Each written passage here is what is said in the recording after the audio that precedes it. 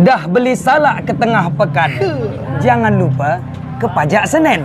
Kalau dah buka channel Abah Sopwan, jangan lupa subscribe, like, and comment. Assalamualaikum warahmatullahi wabarakatuh. Sahabat Abah Sopwan, sahabat pioner, dimanapun berada. Salam petir, ceder, ceder, ceder. Saya berharap teman-teman pioner dalam keadaan sehat walafiat, tidak kurang suatu apapun. Tetap melaksanakan tugas rutin, jangan sampai mengabaikannya. Kemudian saya mengingatkan, klik petirnya jangan lupa, karena kalau kita tidak klik sesuai dengan jadwal yang ada, kita rugi waktu. Baiklah teman-teman, saya hanya menceritakan sebuah cerita pengalaman ya, seorang penulis tentang Bitcoin. Beliau punya pengalaman unik yang mungkin pengalamannya ini bisa menjadi sebuah pembelajaran bagi kita semua. Kenapa? Karena awal mulanya dia menganggap remeh yang namanya Bitcoin. Dia melakukan penambangan melalui PC ya, komputer di kantor, secara iseng gitu. Dia terus menambang, dan koinnya mulai terkumpul ribuan koin. Saking bodohnya ya, dia itu ikut menambang BTC 2009 sampai 2010 menggunakan yang saya katakan tadi, PC ya, komputer yang ada di kantor. Kemudian karena banyak ribuan koinnya, koin BTC-nya, kemudian dia menjual lebih kurang 5.000 koin BTC. Pada saat itu 5.000 koin itu dihargain 7 sampai 8 juta. 7 sampai 8 juta. Tapi ya, dia masih tetap kurang yakin sama BTC. Sisanya masih ribuan lagi ya, dia abaikannya di dalam komputernya. Tidak diganggunya, tidak diotak-atiknya, sudah tidak mau menambang lagi karena tidak yakin dengan penambangan Bitcoin yang dia lakukan selama itu. Kemudian dia menganggap itu adalah hal yang ribet dan ia membiarkannya saja. Tidak seperti sekarang. Kalau sekarang gampang, banyak exchanger tempat penukarannya. Saat itu dia beranggapan ini akan sementara dan ketika banyak yang punya harganya bakal nol gitu. Dan dia tidak yakin karena harganya masih nol gitu. Ternyata tidak. Terjadi sebuah perubahan yang luar biasa, yaitu pada tahun 2014. Harga BTC melambung hingga 14 juta per satu koin. Wah, dia mulai stres, dia mulai panik. Kenapa? Selama ini dia biarkan aja di dalam komputernya, di harddisknya. Dia tidak menambang lagi, dia tidak pernah membuka lagi, dan dia sempat lupa dengan penambangan Bitcoinnya yang masih bersisa ribuan koin lagi.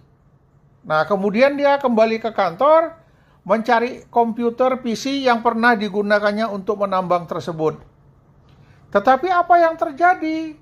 Beliau sudah tidak menemukannya lagi. Dia buka harddisknya, dia cari, ternyata harddisknya sudah diinstal ulang.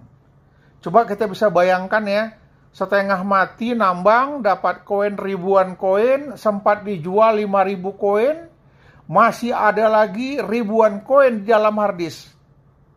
Karena harganya 14 juta per satu koin, dia mulai stres. Dia buka komputer, dia cari di harddisk, tidak dapat, dia buka ke tong sampah, di tong sampah daripada harddisk nggak ketemu juga gitu. Kemudian rasa penyesalannya tak terbayangkan lagi. Inilah kebodohan-kebodohannya pada saat itu. Jujur saja katanya dia menangis, menyesali kebodohannya. Kenapa? Karena sudah diwanti-wanti sama temannya. Temannya mengatakan, koin ini sekarang tidak berharga. Tetapi, suatu saat nanti koin ini akan berharga ratusan bahkan beribu kali lipat dari yang kau duga. Pada saat itu, pada saat dia beli, tapi dia ketawa saja, dia tidak percaya gitu. Inilah mungkin yang bisa menjadi perhatian kita Dan inilah yang mungkin bisa menjadi pemikiran kita. Ya, jadi saya pesankan kepada teman-teman semua dimanapun berada, jangan anggap remeh koin Pi. Hari ini ada orang yang bilang tidak berharga, harganya masih 0. Oke, saya yakin dan percaya. Tetapi di luar sana, banyak orang yang mengharapkan membeli koin Pi kita. Memang harganya ya suka-suka mereka. Kenapa? Namanya juga tukang serok. Ikan hiu, ikan paus, menyerok ikan sebanyak-banyaknya. Inilah yang ada di luar sana, orang-orang yang menunggu siap-siap untuk menyerok koin Pi kita. Ada yang terpersona, dia jual 100 Pi. Ada yang terpersona, dia jual 500, bahkan dia jual sama handphonenya. Nah, ini hati-hati. Kenapa? Apapun yang kita lakukan, transaksi yang kita lakukan, itu Kortem mencatatnya secara digital dan tak akan pernah bisa dihapus. Kalau ada transaksi di luar logika yang dilakukan pioner, ini akan dicurigai oleh Kortem. Yang nantinya bisa-bisa saja diblokir, di-ban habis. Jadi hanguslah nanti penambangan kita selama ini. Jadi apa langkah-langkah yang harus kita lakukan ya? Jangan sampai menyesal seperti cerita yang baru saya sampaikan ini. Saran saya yang pertama, tetap tenang, tetap sabar, klik petir, termasuk teman-teman yang belum KYC. Teman-teman yang belum melaksanakan KYC beruntung. Kemana beruntungnya? Karena koinnya tidak habis terpakai, masih tersimpan dengan baik. Yang namanya KYC pasti datang, pasti kesampaian. Pelajari terus, ikutin kenapa gagal KYC. Coba bertanya di komunitas.